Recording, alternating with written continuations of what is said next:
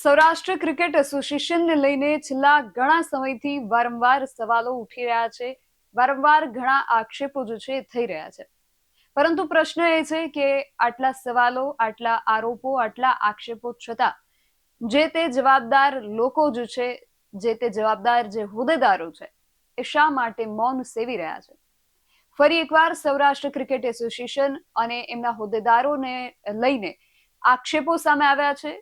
વારંવાર આ આક્ષેપો સામે આવવા છતાં શા માટે મૌન સેવવામાં આવી રહ્યું છે તેના વિશે પણ વિગતે વાત કરીએ આ અહેવાલમાં. જય હિન્દ, DS9 ટીવી ન્યૂઝ પર આપની સાથે હું છું નિધિ ગઢવી.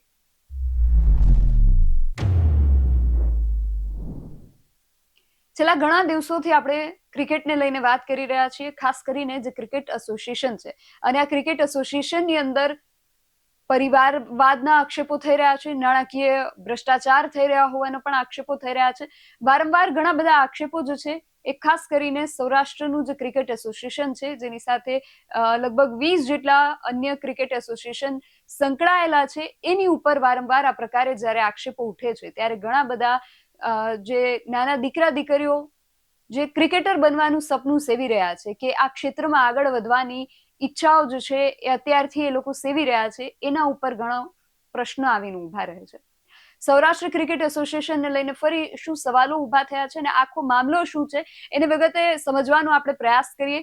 અહીંયા અલગ અલગ લોકો દ્વારા જે આક્ષેપો કરવામાં આવ્યા છે તેના વિશે પણ વાત કરીશું, પરંતુ સૌથી પહેલા આખો મામલો શું છે તેના વિશે આપણે વાત કરીએ તો સૌરાષ્ટ્ર ક્રિકેટ એસોસિએશનમાં નાણાકીય ગોટાળા અને પરિવારવાદના ગંભીર આક્ષેપો થઈ રહ્યા છે. સૌરાષ્ટ્રનું આ જે ક્રિકેટ એસોસિએશન છે એની અંદર નાણાકીય ગોટાળા પણ થઈ રહ્યા છે અને પરિવારવાદ પણ ચાલી રહ્યો છે. આવા ગંભીર આક્ષેપો એની સામે ઉઠી રહ્યા છે. આખો મામલો શું છે તેના વિશે વિગતે આપણે વાત કરીશું કે જિલ્લા એસોસિએશન અને લાઈફ મેમ્બર્સનો નિરંજન શાહ, આ નિરંજન શાહનું ચિત્ર તમે અહીંયા જોઈ શકો છો. નિરંજન શાહ અને જયદેવ શાહ સામે મોરચો હવે જાણે એમણે માંડી દીધો છે અને એમનું કહેવું છે આગામી જે 4 ઓગસ્ટે કોર્ટની અંદર જે સુનાવણી હાથ ધરવામાં આવનાર છે એની અંદર હવે શું થાય છે એના પર ખાસ હવે સૌના મંડાણ મંડાયા છે. પણ આખો મામલો શું છે એના વિશે આપણે વિગતે સૌથી પહેલા તો વાત કરી કે ચૂંટણી વગર પરિવારવાદ ચલાવવાનો આક્ષેપ જે છે આમની ઉપર થઈ રહ્યો છે. જે શાહ પિતા પુત્ર છે એમની ઉપર આક્ષેપ થઈ રહ્યા છે. સૌરાષ્ટ્ર ક્રિકેટ એસોસિએશન હાલમાં ભ્રષ્ટાચાર, સગાવાદ અને એક હથ્થુ શાસનના ગંભીર વિવાદોમાં ઘેરાયું છે. નિરંજન શાહ અને જયદેવ શાહ જે બંને પિતા પુત્ર છે એમની સામે જામનગર અને પોરબંદર જિલ્લા ક્રિકેટ એસોસિએશન સહિતના પૂર્વ ખેલાડીઓ અને વરિષ્ઠ સભ્યોએ મોરચો માંડ્યો છે. કરોડો રૂપિયાના ફંડ હોવા છતાં ગ્રાઉન્ડ અને સુવિધાઓના અભાવ, મતાધિકારથી વંચિત રાખવા અને ગેરકાયદેસર સહીઓ કરાવવાના આક્ષેપો સાથે સમગ્ર મામલો હવે ગુજરાત હાઈકોર્ટ અને ચેરિટી કમિશનર સુધી પહોંચી ગયો છે. આજે આખો મામલો છે ચેરિટી કમિશનર સુધી પણ પહોંચી ગયો છે, કારણ કે આખું જે ચેરિટી છે, જે ટ્રસ્ટ છે એ એમની હેઠળ આવે છે, એટલે એમના સુધી પણ મામલો પહોંચ્યો છે અને કોર્ટની અંદર પણ આ મામલે સુનાવણી જે છે, કેસ જે છે એ ચાલી રહ્યો છે. આગામી 4 ઓગસ્ટે આની જે સુનાવણી છે વધુ હાથ ધરવામાં આવનાર છે. 4 ઓગસ્ટે કોર્ટની અંદર શું થાય છે એ તો ખાસ જોવાનું રહેશે, કારણ કે મીડિયામાં પણ વારંવાર અહેવાલો પ્રકાશિત થઈ રહ્યા છે અને પ્રશ્નો ઘણા બધા ઉભા છે અને આ બધા જે પ્રશ્નો છે હજુ સુધી નિરુત્તર છે, કારણ કે સામે પક્ષેથી જે જવાબદાર લોકો છે એમના તરફથી હજુ પણ કોઈ પણ પ્રકારની પ્રતિક્રિયા, કોઈ પણ પ્રકારની સ્પષ્ટતા જે છે એ નથી આપવામાં આવી. એટલે આ પ્રશ્નો જે છે વધુ ઘેરા બને છે. આક્ષેપો અને પ્રશ્નો શું છે એના વિશે આપણે વિગતે વાત કરીએ તો સૌથી મોટો આક્ષેપ છે કે નાણાકીય ગોટાળા અને સત્તાનો દુરુપયોગ થઈ રહ્યો છે. જામનગર રૂરલ નું જે ક્રિકેટ એસોસિએશન છે એના જે કાર્યકારી સેક્રેટરી છે સહદેવસિંહ ચુડાસમા, એમણે આક્ષેપ કર્યો છે. એમનું કહેવું છે કે સૌરાષ્ટ્ર ક્રિકેટ એસોસિએશન પાસે 674 કરોડ, અહીંયા જોવા જેવી વાત છે, આપણે 674 કરોડથી વધુની એફડી છે. એમનો આક્ષેપ છે સહદેવસિંહ ચુડાસમાનો કે સૌરાષ્ટ્ર ક્રિકેટ એસોસિએશન પાસે 674 કરોડથી વધુની એફડીઝ અને વાર્ષિક 150 કરોડની આવક હોવા છતાં 20 જિલ્લા એસોસિએશન્સને માત્ર બોલ અને નેટ્સ આપીને અન્યાય કરવામાં આવે છે.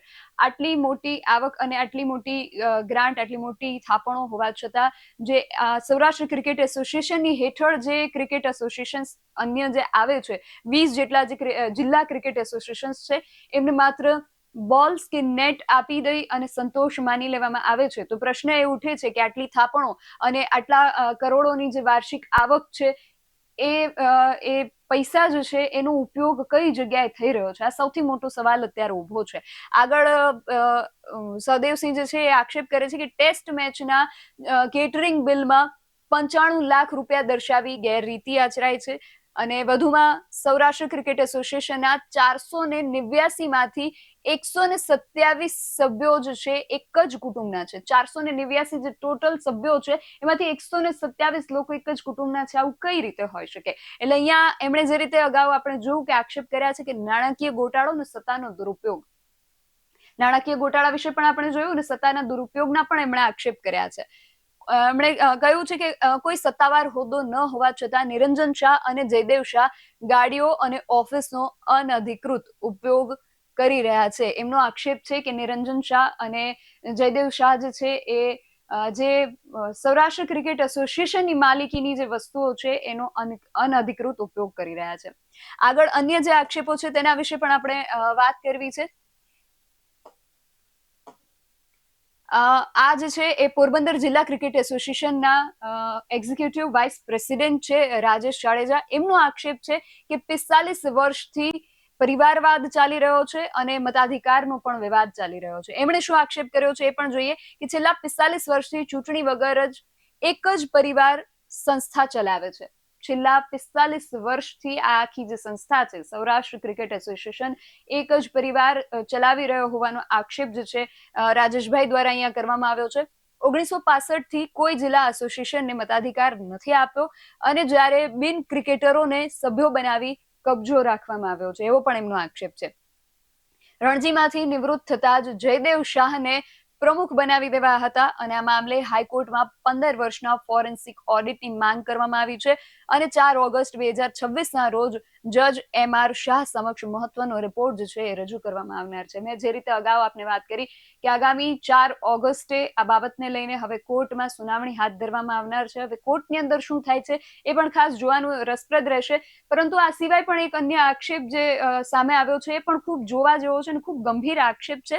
આ જે આક્ષેપ છે એ આ જે એસોસિએશન છે એના જ એક મેમ્બરે કરેલો છે. એમનું કહેવું છે કે એમની પાસેથી દબાણપૂર્વક સહી કરાવી લેવામાં આવી છે.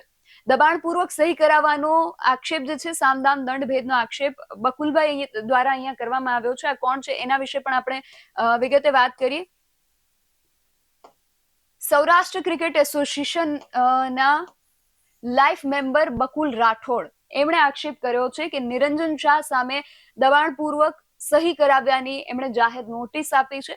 9 જુલાઈ 2026ના રોજ 10 સભ્યોએ સ્પેશિયલ જનરલ બોર્ડ મીટિંગ બોલાવવાની નોટિસ આપી હતી ને બકુલભાઈનો એવો આક્ષેપ છે કે 25 જુલાઈના રોજ નિરંજન શાહે એમના ઘરે આવીને તેમની નાદુરસ્ત તબિયતનો ગેરલાભ ઉઠાવ્યો અને દસ્તાવેજ બતાવ્યા વગર દબાણપૂર્વક સહી કરાવી લીધી હતી. બકુલભાઈએ સોગંદનામા દ્વારા આ સહી જે છે એ સ્વેચ્છાએ ન કરી હોવાનું જણાવી એને રદ જાહેર કરી છે.